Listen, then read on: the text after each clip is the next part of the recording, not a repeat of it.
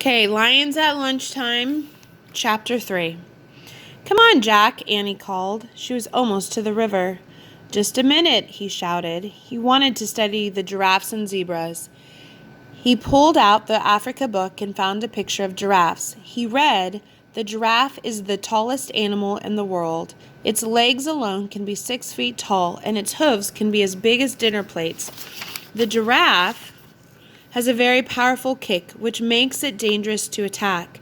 For this reason, lions tend to avoid giraffes." Jack pulled out his notebook and wrote, "Notes on Africa. Lions avoid giraffes." He turned the page and read more. Zebras live in family groups, as no two zebras have exactly the same pattern of stripes. Every baby zebra must learn its own mother's pattern. Jack studied the zebras, trying to see their different patterns, but in the hazy afternoon light, all the stripes made him dizzy. He blinked to clear his head, then read more. Zebras are the first to cross the river because they eat the coarsest grass. After they've thinned down the top layer, the wildebeest arrive and eat the next layer. They prepare the grass for the gazelles who come last. Wow, thought Jack, each animal depends on the one that goes before. He wrote, "Animals all connected." Jack heard Annie shouting from the riverbank, "Jump, beast, jump. You can do it. Don't be afraid. Come on." He looked up.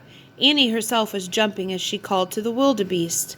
Jack sighed. "I'd better stop her before there's trouble," he thought. He put away the Africa book and his notebook. Then he jogged toward the river. His pack was heavy and lumpy, bumping against his back. He'd forgotten to take out the jar of peanut butter and the loaf of bread. Jack decided to leave them at the tree house. He turned to go back. But just then, Annie's shouting stopped. Jack looked at the river. She had vanished. "Annie," he called. No answer. Where was she? "Annie," Jack shouted. She had completely disappeared.